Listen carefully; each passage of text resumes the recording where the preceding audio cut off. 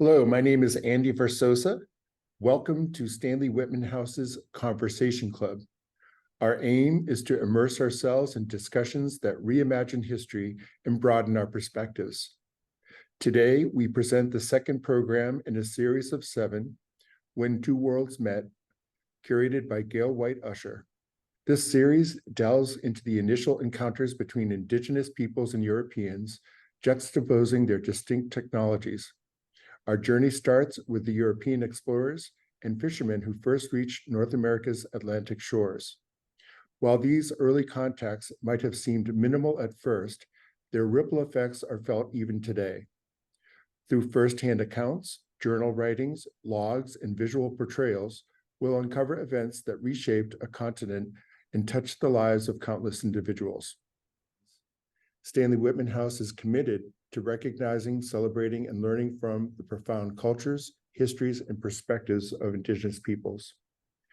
We also want to specifically acknowledge that Stanley-Whitman House, the museum, stands on the homeland of the Tungsas people, in the land of what's known today as Farmington, Connecticut. In times of displacement and change, the Tungsas generously invited Mohegan, Wangunk, Quinnipiac, and other displaced Native communities to join them on this land. Today, the Mohegan, Mashantucket Pequot, Eastern Pequot, Shaktakoke, Golden Hill Pagusset, and descendants of various Native communities continue their role as the land stewards, ensuring its legacy lives on.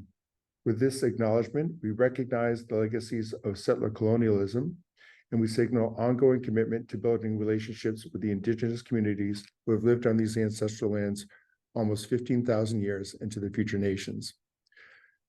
We are delighted to have Gail White-Usher to present the second of these monthly programs. Gail is a distinguished educator and researcher specializing in New England's early history, with her insights centering on the intricate relationships between Native American and European immigrant women in the 17th and 18th century. Her fascination with the dynamic interactions between these two worlds will certainly foster enriching conversations. Gail's extensive knowledge and unique perspective are grounded in her roles as the education coordinator of Historic New England, chair of the Woodstock Historic District Commission, and president of Chamberlain Mill. Today, we'll explore the pivotal interactions between European explorers and the Indigenous peoples of North America, utilizing original materials like documents, maps, drawings, and surviving objects to delve into the impactful events that shaped a continent. The Conversation Club was formed originally in 1818 in Farmington, Connecticut. Much like its inspiration, our club aims to discuss the leading issues of the day, making new ideas and perspectives accessible and prompting meaningful dialogue and reflection, helping us envision the future. Gail will be presenting, and then there's going to be time for you to offer your observations or ask questions. Feel free to ask those questions in the chat or in the question box, and throughout we'll try to address each of those. So thank you all for joining us. So this will be recorded to be presented on our museum's YouTube channel. So without further ado, Gail White-Usher. Thank you very much, Andy, for the opportunity to join in the Conversation Club and to bring this important topic into the Conversation Club. I'm speaking to you all from land that has been the home to Indigenous peoples of America for at least 13,000 years. For the last 2,000 years, it has been the home of the Nipmuc Nation people. For the last 1,000 years, the land has been home to the Wapquasit people, members of the Nipmuc Nation. And I am honored to call this land my home. I thank you all for joining me here and joining with me to explore an aspect of our continent's history that takes in the research that my husband and I have been engaged in on his part for the last 40 years, since he learned that he is Lenape. That came as a complete surprise to him, as often happens, and it began for him a 40-year journey, a 40-year exploration into the history of his people and the history of the peoples of Northeast America. Our research together has culminated in this series of programs. And today I present When Two Worlds Met, really, as Andy said, looking at the exploration. And let me get my screen on here. Looking at that time of exploration of the Europeans. Now, the reality is that it all started with a fish. Actually, many fish, a lot of fish, the Atlantic cod. But to understand how a fish can change an entire continent, we really need to look at Western Europe in the period 1450 to 1550. Spain, Portugal, the Netherlands, France, England, and Italy are facing many challenges. Their monarchs are envious of each other, leading to power struggles and war to acquire land. Some countries are trading with the Middle East and, secondhand, with Asia. The exotic goods that are being imported are desirable, expensive, and they make lots of money for the merchants and the ruling classes. And these men are greedy. The urban areas, cities and towns, are overpopulated, leading to food shortages. Land and farming technology are not able to meet the demand for food, for high quality protein specifically. Now, the one bright spot in this time is that advances in shipbuilding technology mean ships can travel safely further and carry more cargo. Fish was the plentiful protein for Western Europe.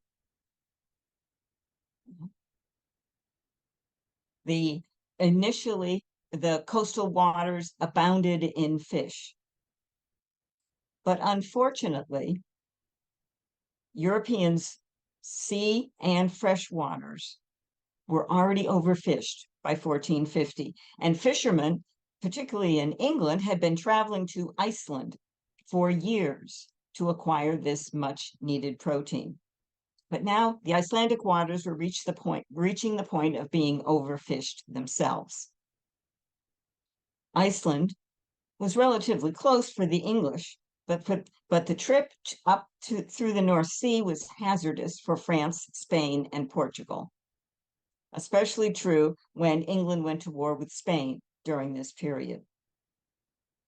Bold European fishermen, especially from France, Spain, and Portugal, expanded their range and most likely reached North America in the 1490s. This is a map of the world, 1529. It gives you some sense of the known world at that time.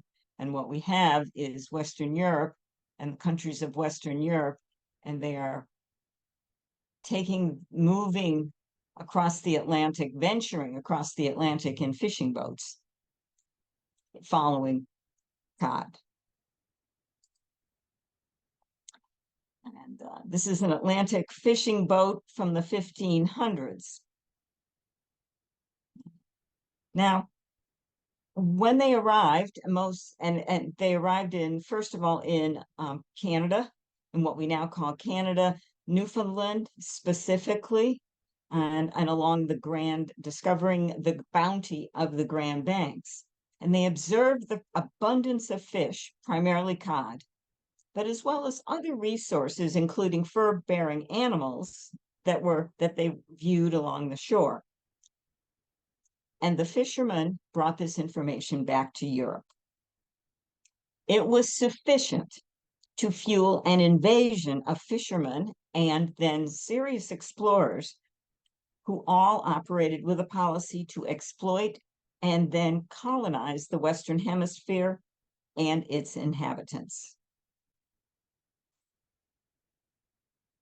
The early fishing expeditions and activities were about capturing the untapped and abundant, and therefore cheap and very profitable protein that cod represented, and getting it to the European Atlantic market. This is a Newfoundland, what they called a fishing factory, that was located along the coast. Interactions with Indigenous people of the region at this time were spotty, sporadic, and confined to the coast and navigable waterways. While brief, they involved trade and an exchange of information. Now, there were two types of contact. The first amongst the fishermen and the Indigenous people was friendly, again, satisfying curiosity with a minimal exchange of goods. But occasionally, as the decades wore on, they became hostile and could end in kidnapping.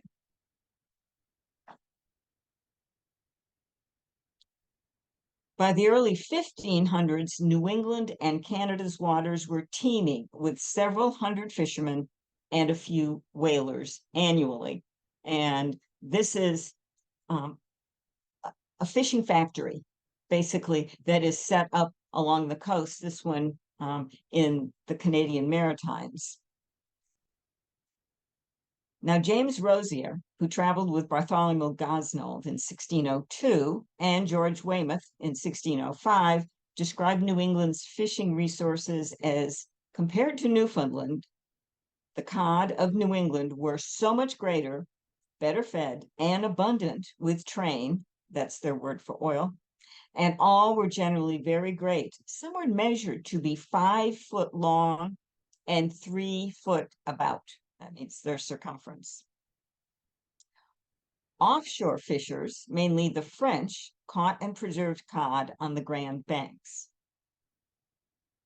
Inshore fishers, like you see here, use small open boats to catch the cod within a few miles of land and then took them ashore every day for processing. This was quite literally the first large-scale manufacturing operation on the North American continent. Now, offshore fisheries caught and preserved the fish directly on the ships that were in the water. The ships were similar to what they called Dutch herring busses. They were called by the English bankers or bank boats. And as you see here, they are multi-decked, every deck representing different storage capacities. And on the top deck, what you see there are different areas for processing. In each ship, of an offshore ship, up to 20 people worked in floating production lines. Each spring, cargo ships traveled from Western Europe to the bays and inlets along the Newfoundland and New England coasts. Each ship carried up to 150 workers. Long beaches, known for particularly good fat fishing, attracted multiple ships. And so some seasoned fishing camps that were established on the shores may have housed thousands of workers at a time. The cod they caught and preserved became the leading mass-produced food commodity in England and Southern Europe. In addition to the thousands who came every year for cod, up to 2,000 Basque whalers spent each year in the area known as the Strait of Belle Isle, which is a waterway between Newfoundland and Quebec. And this is a diagram of the French fishing sites.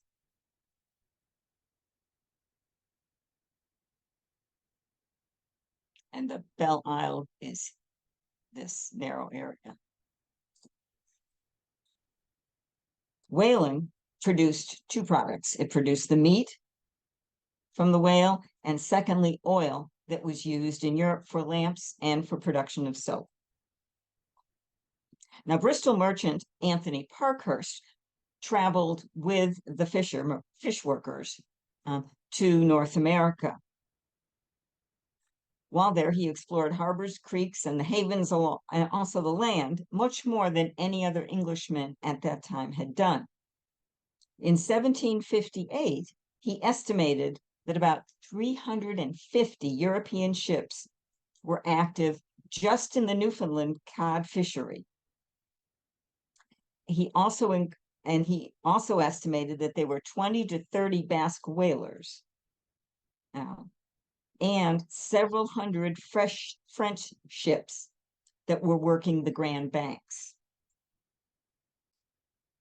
At his most minimal estimates for the numbers of ships, with each vessel, there were 350 to 300 vessels, which were crewed by between 8,000 and 10,000 men, who did not spend the entire time on board ship. The smaller boats that they carried brought them into shore.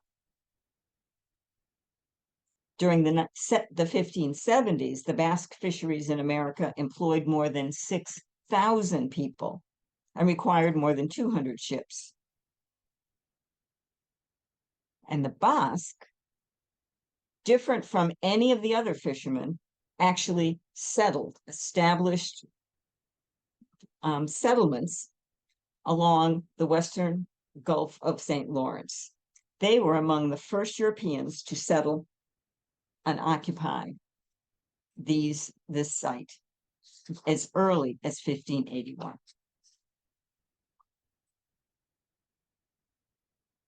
By the late 16th century, cod, formerly a distant second to herring, comprised 60% of all fish eaten in Europe. And the French Newfoundland vessels by then represented one of the largest fleets in the Atlantic. With 500 or so ships, they had a combined total carrying capacity of 40,000 tons. And every year were crewed by 12,000 fishermen and sailors. Now, we have no information that survives, at least that we're aware of, on the interactions of these fishermen and sailors with the indigenous populations.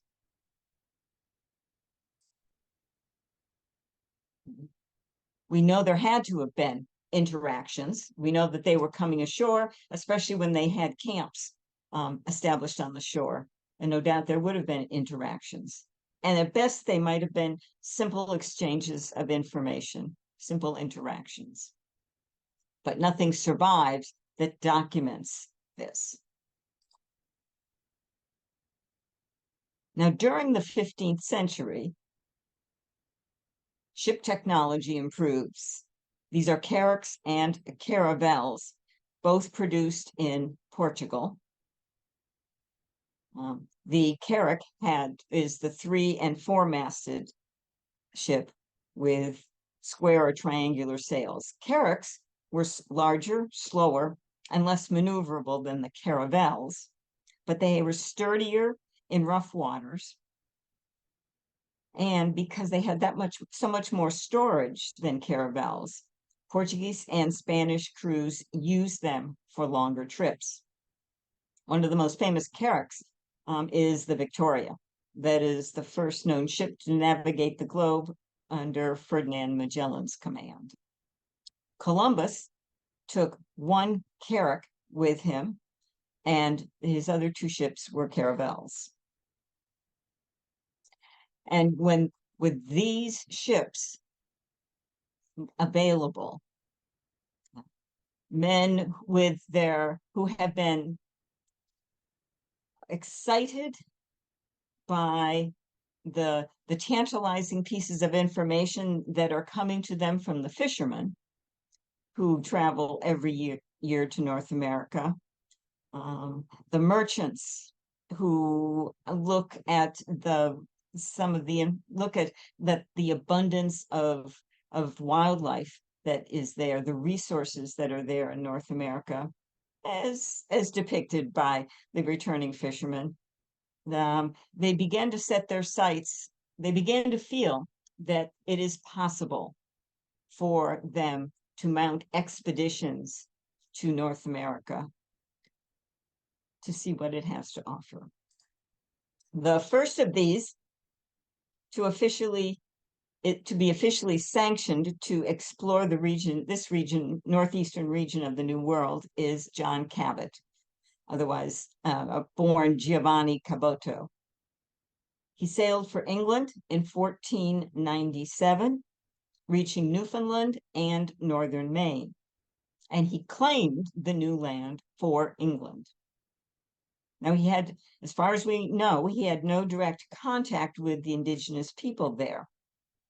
His main focus was to find, discover, and investigate whatsoever lands, countries, regions, or provinces of heathens and infidels in whatsoever part of the world placed, which before this time were unknown to all Christians. Oops, I'm going to go back one. In 1497, the Milanese ambassador in London wrote to the Duke of Milan about Cabot's discovery. It was Cabot, when he returned, just provided a significant amount of information.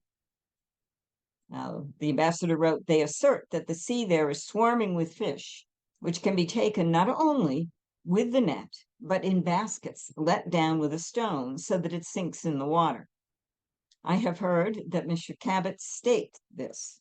His companions say that they could bring so many fish that this kingdom would have no further need of Iceland." Descriptions like this are the fuel that drive the next century of exploration and an invasion of people to North America. Gaspar Corte Real from Portugal arrives in North America in 1501. He makes the voyage with 3 caravels.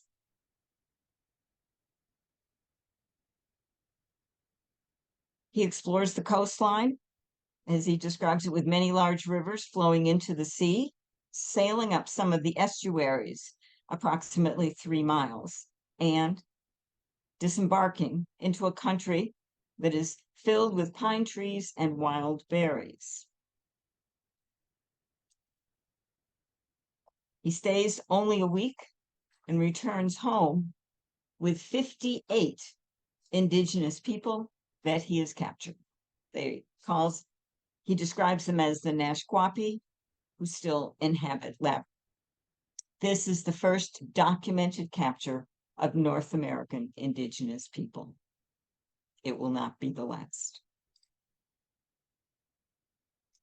Giovanni de Verrazano arrives in North America in 1524. He is sailing for the French.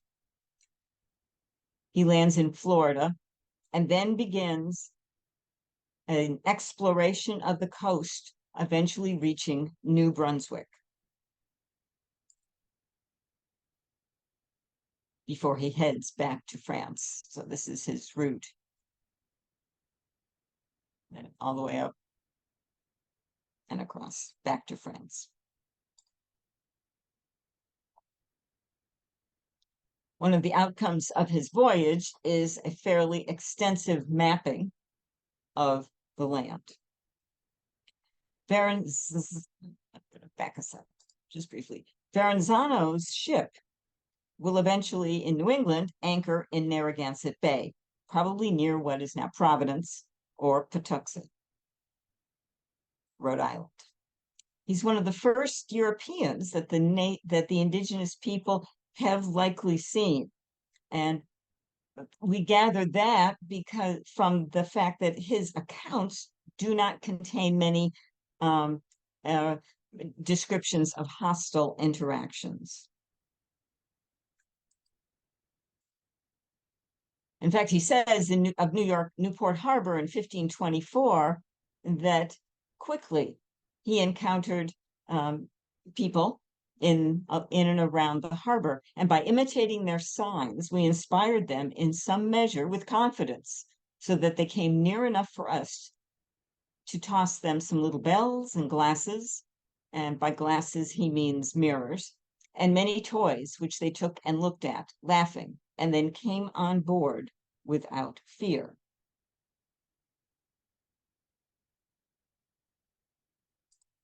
Oops. Sorry about that. Almost instantly, they are followed by 20 long canoes, which surround the visitors. Now, Verrazano writes that the things that we gave them that they prized the most were little bells, blue crystals, and other trinkets to put in the ear or about the neck. They did not appreciate cloth of silk and gold, nor even of any other kind, nor did they care to have them. The same was true for metals like steel and iron. For many times when we showed them some of our arms, they did admire them, but they did not ask for them. They merely examined the workmanship. They did the same at times with mirrors. They would look at them quickly and then refuse them, laughing. So one of the things that you glean from the description of Verrazano, the items that Verrazano brought, is that, he's made careful decisions about what to bring with him as items, as for gifts. Cloth of silk and gold. They're things that in your European mind would be valuable to the indigenous people of North America, but then he is surprised at what they aren't attracted to. Verrazano stays in Narragansett Bay for 15 days.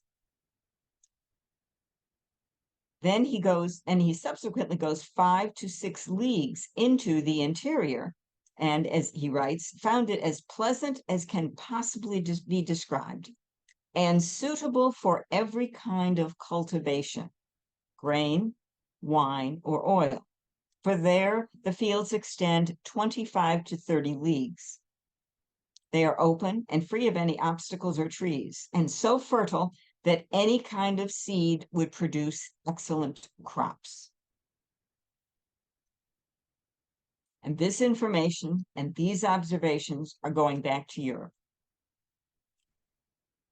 And they are planting in Europe the seeds of colonization of North America. Esteban Gomez also arrives in North America in 1524. This time, he arrives in Penobscot. Well, actually, he like Verrazano, begins in Florida and travels north to Penobscot Bay, eventually all the way to Labrador. He makes the most careful survey of any of the explorers so far along the shores of what will become New England. And he sails up the Penobscot River to the future site of Bangor, Maine. While exploring the Penobscot area, he abducts 58 indigenous people, taking them back to Spain as evidence of the potentially lucrative slave trade in North America. Now, luckily at that time, an injunction had been placed against enslaving American, as they described it, Americans. And so King Charles of Spain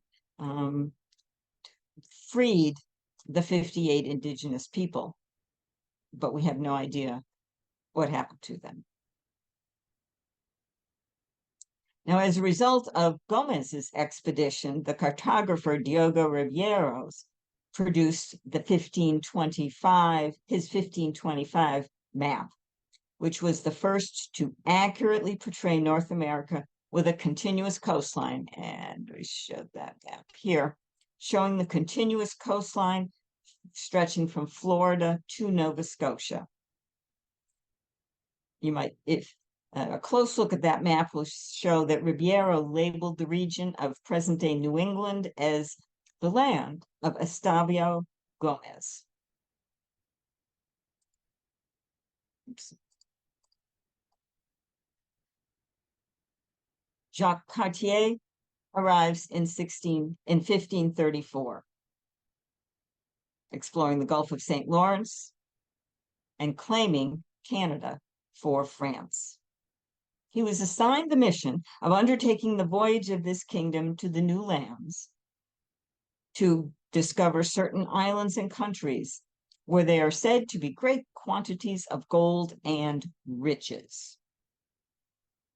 He sailed up the mouth of a big river, which he named the St. Lawrence, reaching the Indian villages of Stadacona, which is present-day Quebec, and Hochelaga, which is present-day Montreal. And he observed that Hochelaga had a population of approximately 2,000 people. He appears to have been on friendly terms with both the members of both villages, the inhabitants of both villages, and he writes that they showed the French explorers how to survive the cold and scurvy during the winter months.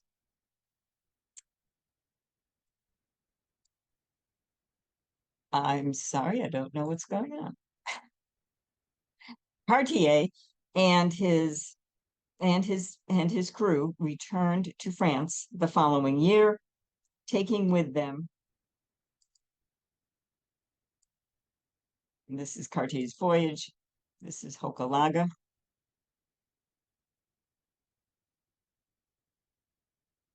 And what you see here is at the center, here, this is a depiction of Cartier and his men being greeted by the king, Donnacona of Hochelaga. In 1536, he returns to France. He seized about 10 of the residents of Hochelaga, including Chief Donnacona. Cartier states that Donnacona will be able to relate to the king the marvels that he, Cartier, had seen in the Western lands. So they're taking, some of these explorers are taking captives back to verify the information that they, the explorers, are bringing back to their sponsors.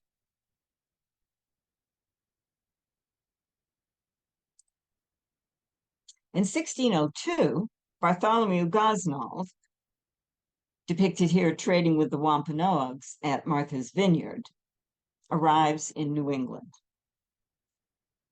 He is the first who's documented to have attempted to colonize New England, planting about 20 colonists on Elizabeth Island, which he named Elizabeth Island in honor of the Queen. He visited Massachusetts, as well as Cape Cod, what is present-day Cape Cod, in fact, naming it Cape Cod for the great amount of cod that were in the waters. And Martha's Vineyard he names for one of his children, his daughter Martha, who was deceased. Gosnold stayed approximately 5 weeks in New England. And by all accounts, his interactions with the indigenous people, with the Wampanoag, appear to have been relatively friendly. He writes, "From the said rock came towards us a Biscay shallop with sail and oars, having 8 persons in it, whom we supposed at first to be Christians, distressed. But approaching us nearer, we perceived them to be savages. These coming within call hailed us, and we answered. Then, after signs of peace and a long speech by one of them made, they came boldly aboard us. Their commander wore a waistcoat of a black work, a pair of breeches, cloth stockings, shoes, hat, and band. They spoke diverse Christian words and seemed to understand much more than we." So if you just think about the shock and surprise of, in 1602, Bartholomew Gosnold arrives in an area where he believes that no Europeans have been, and he is met by the head of a particular group of the Wampanoags, who is completely dressed in European clothing. Gosnell creates a quite elaborate map of the area. He had sufficient time to really search it carefully and record it, all the while maintaining friendly relations. Now, he traded skins of what he describes as skins of wild beasts, rich furs, tobacco, turtles, hemp, artificial strings of colored stones, chains. And in response, he provides utensils, tools, trinkets, Gosnell calls them. They bartered and feasted regularly with the Indians, with the Wampanoags. He continues to describe the atmosphere as friendly, and the indigenous people help him to collect a quantity of sassafras, cedar logs, and furs to take back to England, a cargo that will pay for the expense of his trip. Sassafras was essential in Europe because it was a cure, well, at least a treatment for syphilis. Samuel de Champlain arrives the following year in the area that is New France, now Quebec City, and along the Maine coast. He founds Quebec in 1608. He also makes important explorations of what is now northern New York, the Ottawa River, and the eastern Great Lakes. And he writes in 1603 his book Des Sauvages ou Voyage de Samuel Champlain de Brouage, fait en la France Nouvelle, l'an 1603, concerning the primitives or travels of Samuel Champlain of Brouage, made in France, 1603. And it's a book that recounts everything that he sees and encounters in France. It is, and for him, it is a record, but in Europe, it is used as a promotional brochure. When he writes about his encounters, he says that in Maine, the people he met in Maine took only knives, fishhooks, and sharpened steel. That's all that they required. Now he became had very friendly relationships with the Assiniboine, the Huron, and the Montagnais. And in fact, he joined with them, as we see in this depiction, in defending the Huron from the Iroquois. And this on the right is this is a self-portrait by Champlain. He drew this of himself helping to defend the Huron. He created many useful charts. This is Beauport, so he named it, which is modern-day Gloucester, Massachusetts.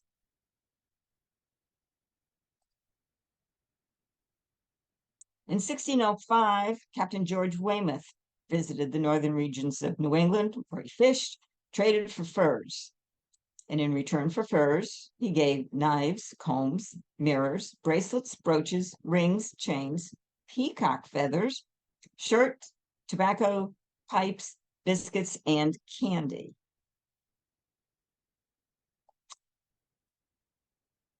He also took 5 people captive and returned them to England. His chronicler, James Rossier, wrote in 1605 that we little expected any spark of humanity in the people we might meet.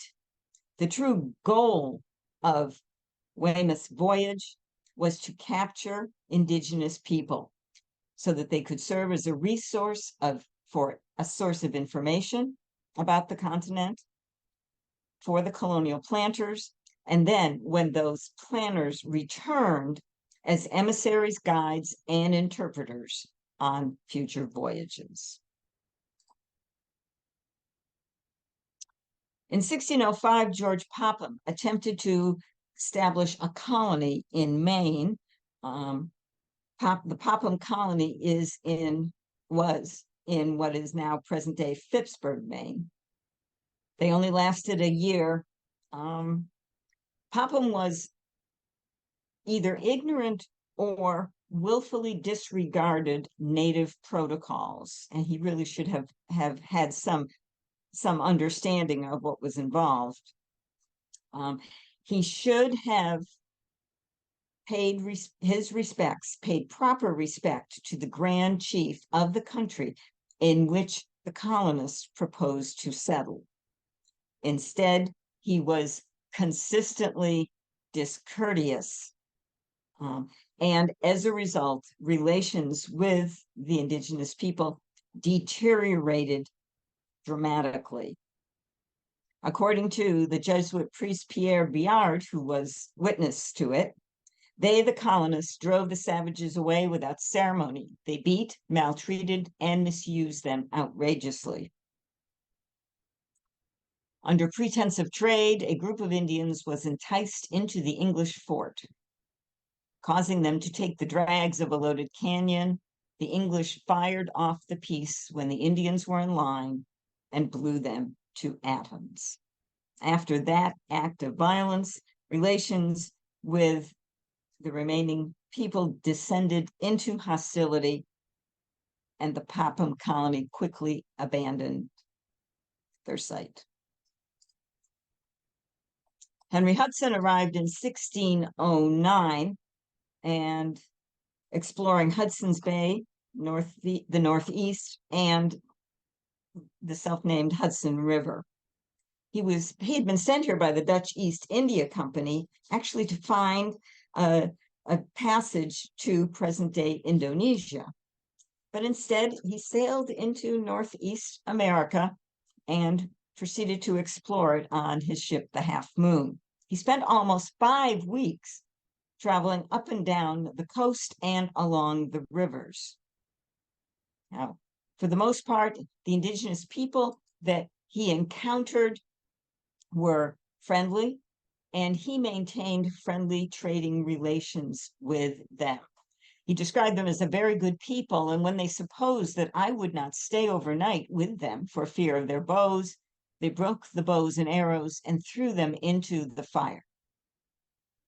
On a subsequent day, he said that today the people of the country came around, seeming glad that we had come. He traded European steel knives, hatchets, and beads for native corn, bread, and oysters. The crew, however, were very quick to note the amount of furs that the indigenous people had to trade, and in judging the potential for profit, they recorded this and reported it back to Europe. Hudson, unfortunately, like other Europeans, was beginning to use alcohol to sweeten the trades, influence the native people in the trades that he was involved in, so that he could increase the profits for the Dutch Empire employees, his Dutch employers. Hudson's records are the first that we see alcohol being mentioned.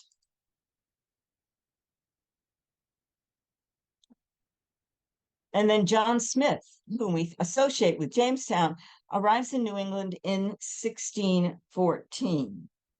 He comes ostensibly up the coast from Virginia to hunt whales, search for gold and copper, collect fish and fur that will cover the cost of his expedition.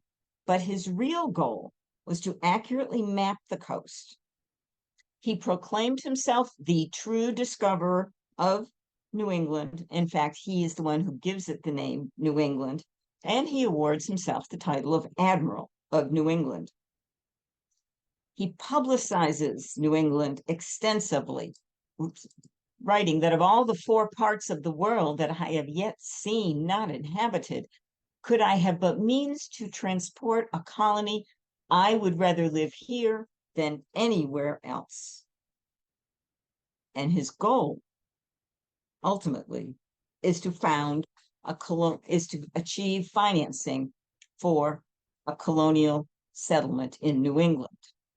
He believed that because of his success in Virginia in subduing the, and I'll quote here, wild savages, that he will be able to use, again quoting, military repression to force the people to work for their masters. He plans to create a colony of 300 to 400 who are guarded with an armed force of 30 to 40 men who will, quoting, ensure an adequate supply of corn from the indigenous population. Then they will work for 9 months of the year in the newly started fishing industry for the colony, while the rest of the natives provide, quote, other necessaries fit to furnish us with other commodities.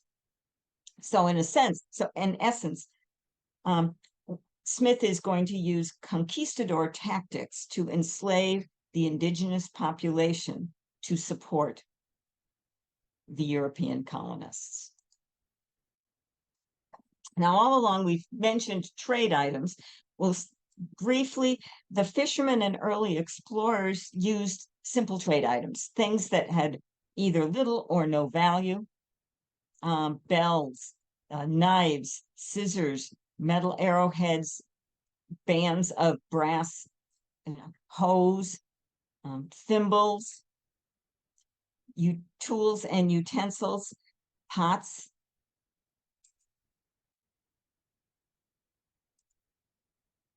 Hose were thought to be a good trade item because they would replace the clam and stone hose. And certainly we see in trade items that are mentioned that subsequent travels back to North America, the travelers are bringing trade items that they believe are best suited and that seem to be they have found that appeal the most to the indigenous populations that they're encountering. We have a program in the future where we will focus entirely upon the fur trade and trade items. Now, fur trade. By the mid-1500s, the Dutch and French are getting a substantial amount of wealth from the fur trade. The first half of the 1500s has been dominated by fishing, but the second half becomes dominated by the fur trade. The fish are depleted. It's becoming harder and harder to reach the high levels of catch that they had previously. But they believe that westward from the coast, that is the way to the riches of northern North America and unlimited furs. Why did they want fur? Well, fur had been a luxury item, worn primarily by the wealthy, a symbol of status. But over decades of hunting, the fur-bearing animals in Europe had been hunted almost to extinction. But now North America appears to have an abundant, unending supply of fur. It represents incredible wealth. By the 1500s, they are importing so much fur that it has lowered the cost of fur hats. So they no longer represent a luxury in Europe. They become immensely popular. They are for every man and woman. And this results in a frenzy. The fur trade has begun in earnest. Fur is relentlessly hunted through the early 1600s. The impact of the fur trade on the indigenous culture is significant. It dramatically changes the hunting philosophy. Hunters are devoting increasing time to getting the furs to trade rather than the essential work of hunting deer and other animals for food. As skills decline over the generations, villages become increasingly dependent on the Europeans they traded with. For example, in trade, the French provided clothing, jewelry, iron, arrowheads, knives, axes, hoes, tools, and utensils, and alcohol, and inferior food. Winter survival for the indigenous populations comes to depend on the European traders. And Rossier recounts how the English are able to control the indigenous people through trade goods, guile, and, if necessary, violence. North America is changing. In fact, it changed the very first moment that a European made contact with one of the indigenous people of North America. And the number one change agent is disease. While the native populations appeared to have been relatively healthy, they had no immunity to the illnesses and diseases of Europe. And these are colds, influenza, measles, the plague, smallpox, whooping cough, dysentery, typhoid, pleurisy, venereal disease, and TB, to name just some. Enslaved Africans who are on some of the ships that are coming to North America bring malaria, hookworm, yaws, and leprosy. Now, Marc Lescarbot describes in 1610 a conversation he had with an indigenous man who describes that in his youth, his people had been as thickly planted here as the hairs upon his head, but that since the French had come, their numbers had diminished radically under the impact of disease. And Father Biard estimates that in 1511, there were approximately 12 to 14,500 Micmac in his region. But 100 years later, in 1611, there were only 3,000 to 3,500. There are 3 catastrophic epidemics in a row from 1616 to 1619, and experts believe that it is the plague. Begins north. And by the time these 3 waves have gone through the regions, most of the coastal Abenaki have died. Most people south of Monhegan Island, which is off the coast of Freeport, Maine, have died.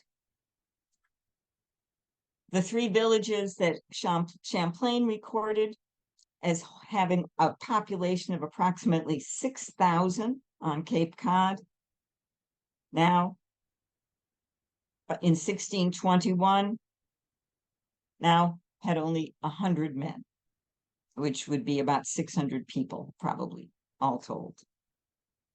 Massachusetts Bay, south to Plymouth Bay, are the hardest hit.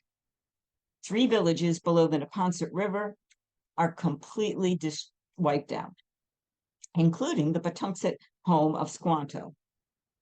His village had 2,000 people.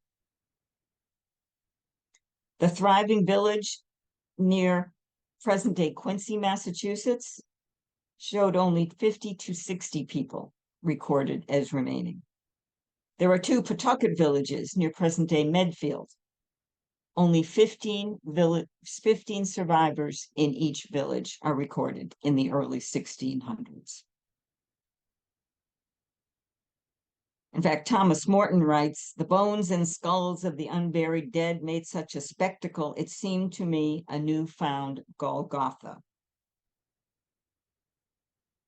The plague spread south, the Pokanoket in eastern and northern Narragansett Bay had some survivors, 50 to 60 men, and so if you ascribe maybe 5 to 6 other people for each man, maybe 250 to 300 people total. The Narragansetts were not as heavily impacted, so the plague seems to have stopped along the northern and eastern part of Narragansett Bay, and this leads researchers to speculate that the starting point for the plague was through northern French traders. Most estimates are that the affected villages lost between 75 and 90% of their people. Francis Higginson writes in 1629, about 12 years, the Massachusetts Indians, about 12 years since, were swept away by a grievous plague that amongst them, so that they are very few left to inhabit the country.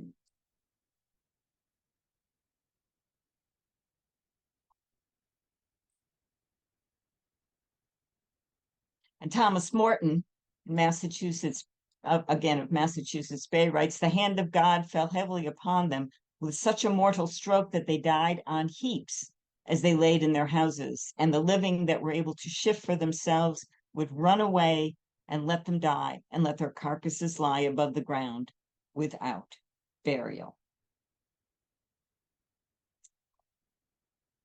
Smallpox and the plague was not the end of it. Smallpox epidemics occurred in 1633. They started in Massachusetts Bay and they spread throughout the Northeast. This time, down through the Narragansett lands, south along the southern coast of Connecticut and the Pequot lands, and then up the Connecticut River, spreading all the way to the St. Lawrence. About on the eastern seaboard, by 1639, it's believed that for every one person killed in war, 3 are dying of diseases, and that it has taken 86% of the population. The 1634 smallpox epidemic along the Connecticut River took 950 out of every 1,000 in one tribe alone. By 1650, 73%, they believe that there was a 73% loss in population.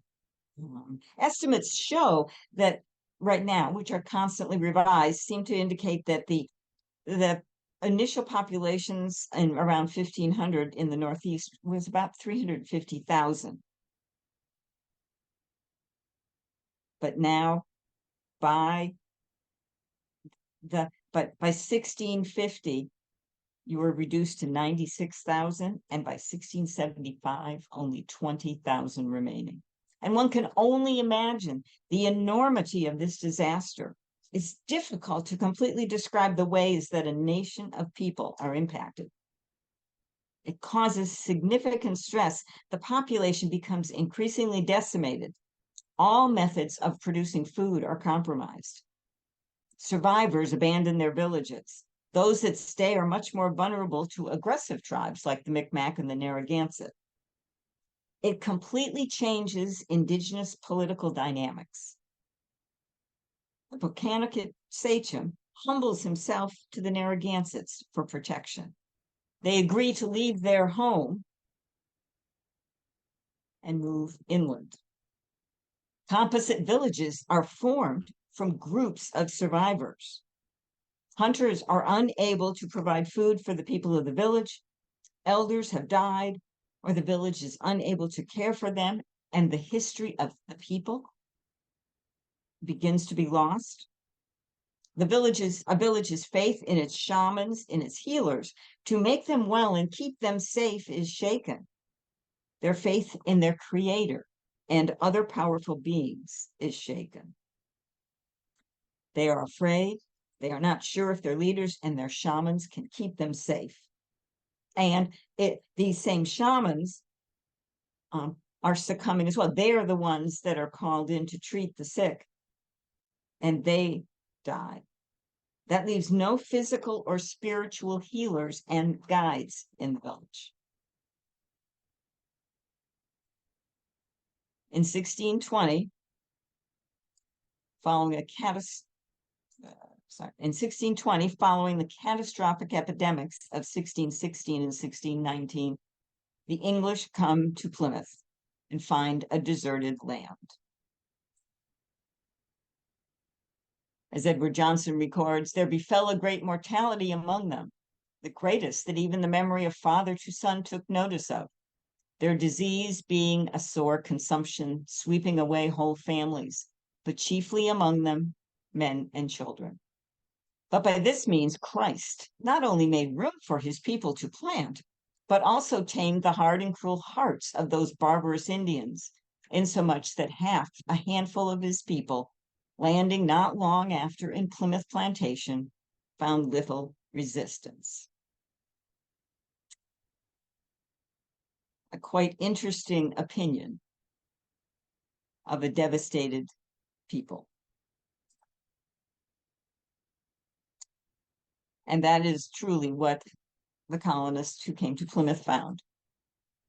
A once thriving region with hundreds of thousands of people was decimated. Thank you.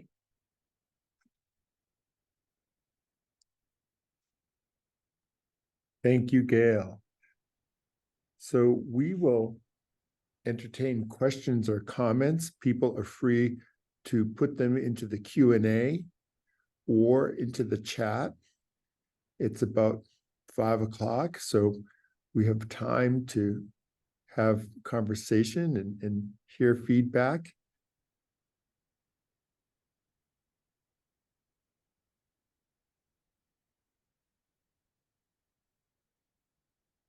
You know, Gail, I was really taken with the impact of disease on Native peoples and how the impact may have led to the colonists moving into the lands. Could you give a perspective about that? Yeah, that quote I read at the end by Edward Johnson really reflects, and we're going to go into this a lot more in the next session, but it really reflects the belief, the conviction, the delusion of European colonists that this was virgin land, that this was a vacuum, that North America was a vacuum, and that it was their rightful place to come and settle it. And those that came here for religious purposes felt that it was God's hand that had cleared the land for them. When they arrived, they were able to find fields, the remnants of villages. They found stores of corn and other foods that were untouched but safe, that would help them to survive the winters. And those like the Pilgrims and Puritans who are arriving here for religious reasons believe it is God's providence that has brought them to this place that is ready for them. So when we think about where Indigenous peoples lived, they're clearing places to grow their crops, they're possibly planting nut trees to attract their the animals that they want to hunt, to make it easier for them to hunt.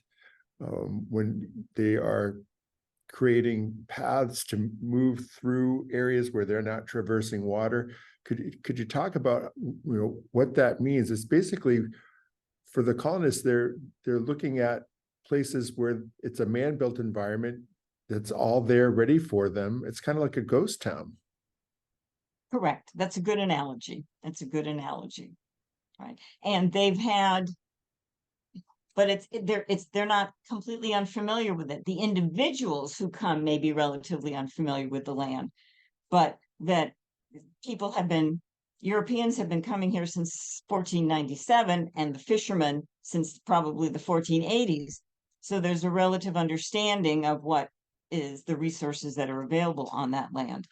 They're surprised by the climate a little bit, the harsh winters, but aside from that, there's preparation for it. And I'd like to really reserve a more lengthy explanation, an exploration of this, until I think it's it is the next session, when we really look at we're looking at the world through the European eyes, and that gives us a chance from the settler colonists, the European colonists who are coming here, and what it is that they're seeing and how they are viewing all of this. But I think the point of this program is to say a fish caused the decimation of a population and completely changed the Eastern North American continent.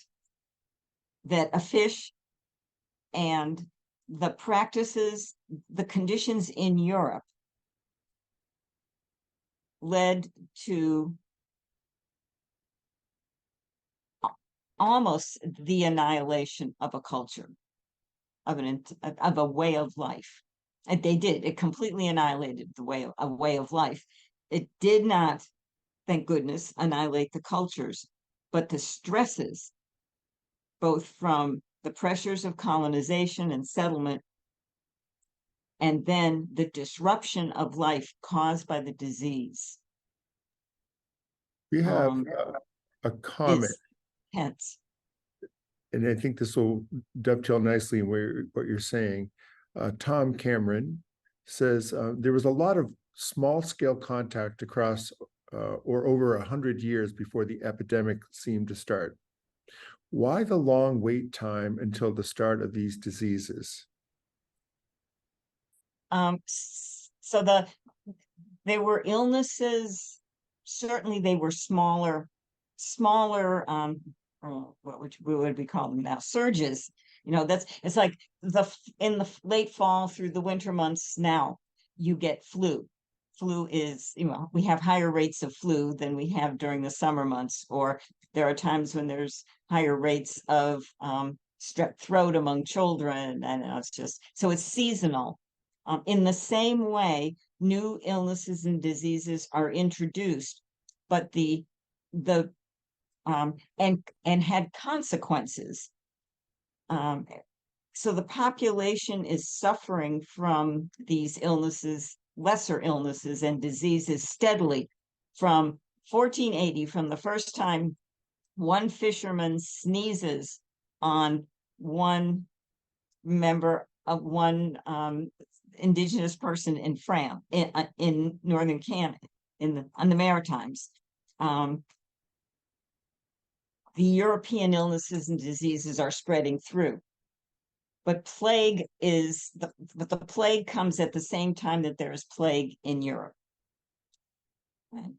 So, and the smallpox comes at the same time that there are smallpox epidemics happening in Europe. All right, so that the big killers, which are plague and smallpox,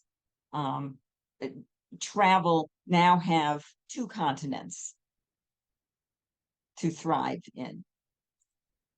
And because of the lack of understanding of what caused disease, nobody had a clue what caused disease. They didn't understand about germs. They didn't understand about proper hygiene. And as a point of fact, the Europeans are just filthy. Their hygiene is horrific.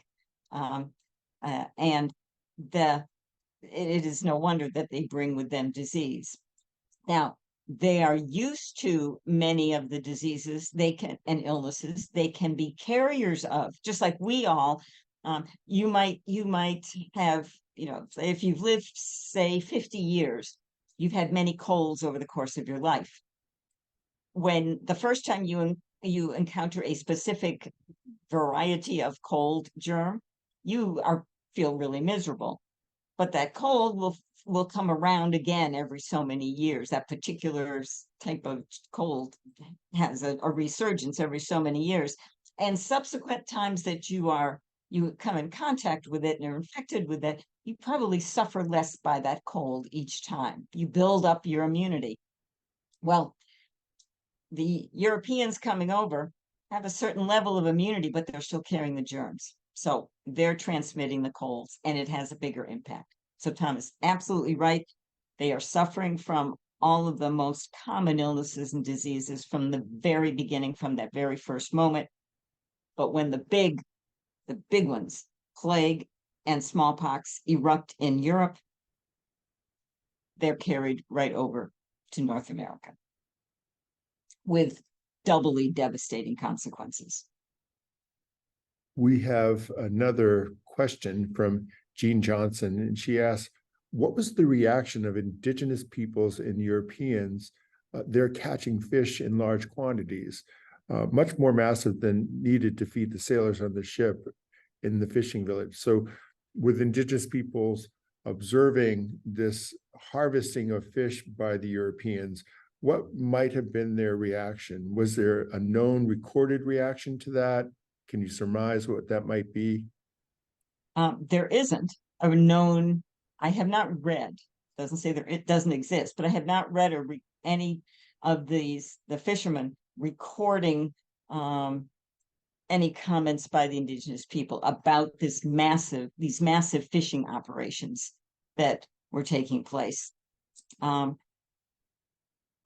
can surmise, based upon what I know of an Indigenous culture, which is one of sharing and also of, in general, and this is a broad generality, and there are some exceptions to it, not taking more than you need, that it probably astonished and appalled them that the enormity of the amount of fish that were being taken by the Europeans. We're going to see a similar scenario playing out in what we call the American West. Could you comment on the effect of the almost extinction of the American buffalo and the effect on Indigenous peoples and its correlation to what you're speaking about? So I say right away, the caveat is that I am, my field of expertise is the Northeast as opposed to the West. But the buffalo was an animal who just about every single part of a buffalo was used by the Indigenous people of the West in the same way that just about every part of a deer was used here in the East. And so the loss of those buffalo had a significant impact on the material culture of the Indigenous people of the West. But the other thing the buffalo did was also their grazing, the way that they lived on the plains, created a certain ecological environment. And when there was the wholesale slaughter of the buffalo, as that went along also with fencing the land in and the introduction of cattle, the whole ecology of the region also changed dramatically. So that also would have no doubt impacted the Indigenous people of the region significantly. And who can imagine? I mean, there were hundreds and hundreds of buffalo shot at a given time. That is PBS special places. Good. Thank you, Julie. So yeah. So I was just thinking about the effects on the environment that in New England area, in the Northeast, with overfishing or overhunting, but the biggest impact is farming. The biggest impact is field enclosure. And the second biggest impact is because the field enclosure and farming chases the wildlife out of the area. Right? It moves far. When you get the settlers, the European colonists are settled in, and they're creating their towns and villages. Wildlife is moving farther and farther away, and so it's much harder for the different tribes, the hunters, to be able to get the meat that they need, the deer that they need. The other biggest impact in settling is the changing of the waterways. You know, when colonists are first coming here, the land is significantly wetter than it is now. We know that the colonists had to wear wooden shoes, had to adopt the Dutch culture of wearing wooden shoes so that they wouldn't ruin their shoes because the ground was much soggier. But part of their land enclosure, their control of the land also meant they controlled the water, and all of the dams and all the small ponds that they created and changing the flows of waterways caused a lot of either flooding or drainage and dramatically changed the landscape. Also, the extensive fur trade, trapping of beaver by the, is it the 16? I'll have to look and see. There's early 1600s. The beaver are essentially trapped out of in the Massachusetts Bay Area.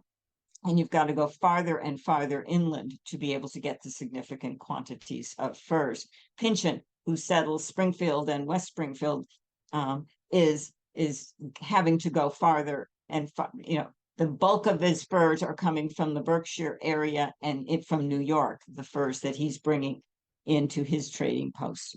So, and beaver, no beaver, dramatically changes the water system. Are you being given the lights out? Your place is closing. I think so. I'm at Colby College, and I think that they're ending. They're closing up this building.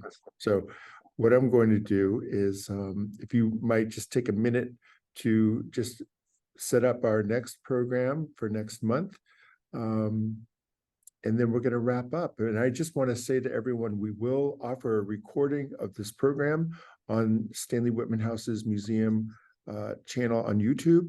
And I want to thank you for joining us. And I hope that you can join us for the next 5 episodes. Gail, it's been a pleasure. And if you could have some words for us before we sign off. And the next session is called Through European Eyes.